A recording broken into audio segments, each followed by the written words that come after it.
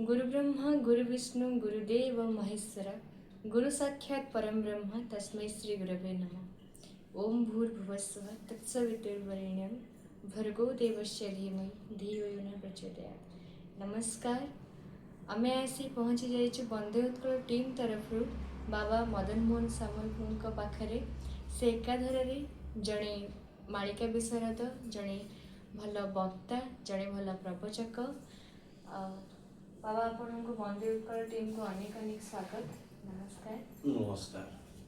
कलिजुग विषय साधु सन्त मैंने कौन कही जाइछन्ति आ एक भी जानिबा कि कलिजुग केबे सरिबो, को दिन सरिबो, को बारे रे सरिबो, को तारीख रे सरिबो। ठीक है, आपण कहंतु कलिजुग विषय रे साधु सन्त मैंने कौन कहिछन्ति।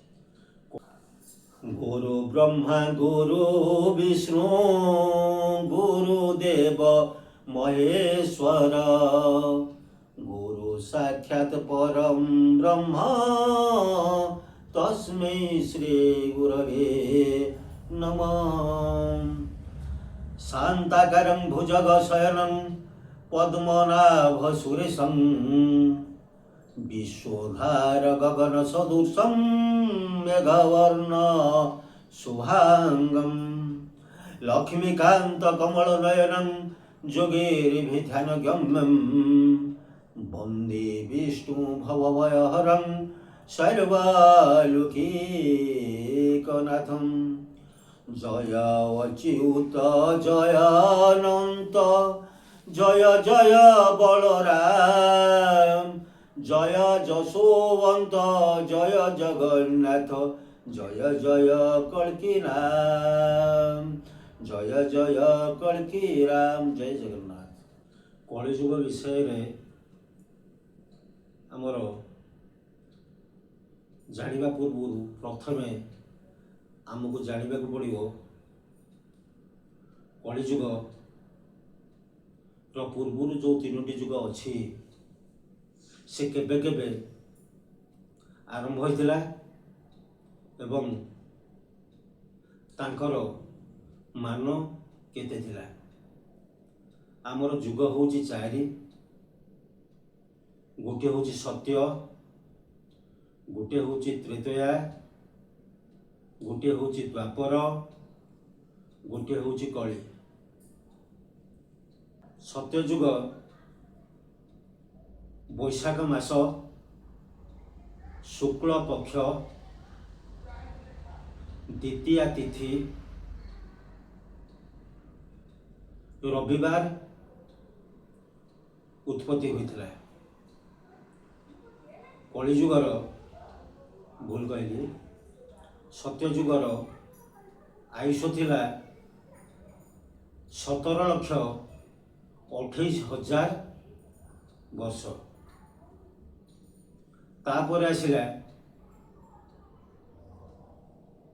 त्रेतया। त्रेतया शुक्ल पक्ष नवमी तिथि कार्तिक मास सोमवार ही उत्पत्ति होइथिला एवं तार मान थिला 12,96,000 वर्ष।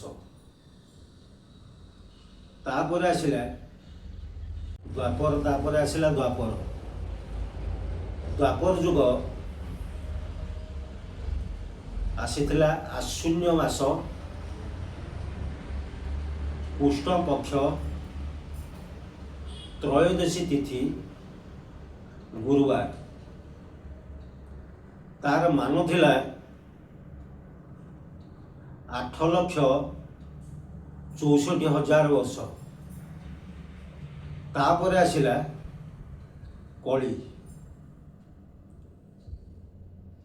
ख्रीष्टपूर्व 31/2 माघ पूर्णिमा फेब्रुआरी मास 18 तारिख रात्रि समय शुक्रवार दिन कली प्रवेश करथिला।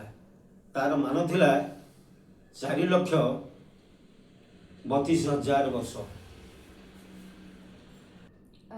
बाबा आपण जो कहले कलिजुग होची 4,32,000 वर्ष बोली, से 4,32,000 कलिजुग वर्तमान केते वर्ष अतिबाहित होइछि? आमर कलिजुग संबत वर्तमान प्रचलित अछि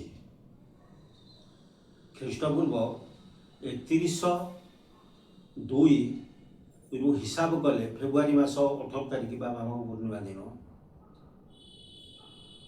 2025 माघ पूर्णिमा बा फेब्रुआरी 18 को 5126 वर्ष अतिक्रांत हेई 27 चली किंतु आमर काहींकि कलिजुग सरीला कि सरीबा को जाउची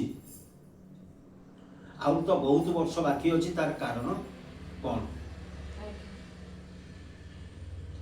आमर राजा नरसिंहदेव गहन दलर मेलारे कहिथिले दिल्ली सिंहासने शूद्र राजा जे होइब 13 पारिषद नेई शासन करिब से काले गणी बुरा मतु 4 बरस जानिबुरे राम कली होई जीव शेष रामदास होउचंती अच्युत दासଙ୍କର प्रधान शिष्य बा प्रिय शिष्य रामदास पचारि थांती महापुरुष अच्युत दास तार उत्तर दे थांती से कहि वर्तमान आमर राष्ट्रपति प्रधानमंत्री मुख्यमंत्री राज्यपाल यही शासन चली किंतु महापुरुष अच्युतानंद दास 600 वर्ष तलू जो कथा लिखिं से राजा कथा लिखिं से राजा वर्तमान राष्ट्रपति बोली धरा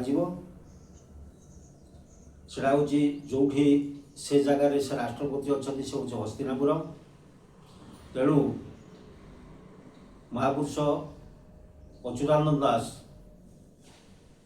रामदास को कही इरे राम जेतबले दिल्ली सिंहासन रे शूद्र जड़े राजा हब राष्ट्रपति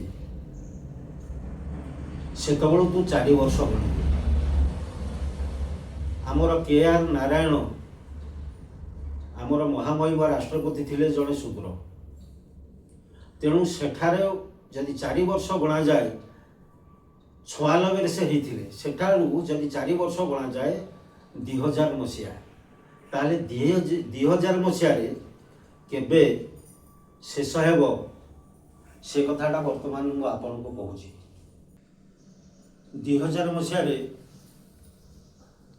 को मासरे को तिथि रे को तारीख रे कलिजुग शेष होइतला मु आपन को वर्णना करूची महापुरुष अच्युतानंद दास झुमर संहिता बा अमर झुमर रे 57 पृष्ठारे लिखिछन्ति बैशाख शुक्ल अष्टमी गुरुवार दिन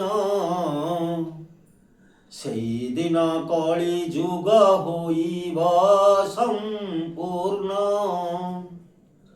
बैशाख मास होइतिबो शुक्ल पक्ष होइतिबो अष्टमी तिथि होइतिबो गुरुवार होइतिबो कलिजुग शेष हो आम हिसाब करथिले सेतबेले 2000 मसीहा ताले 2000 मसीहार बैशाख मासरे अष्टमी तिथि रे गुरुवार रे शुक्ल पक्ष रे मे मास 11 तारिख रे कलिजुग शेष हो जाइछि आपण माने ये कथा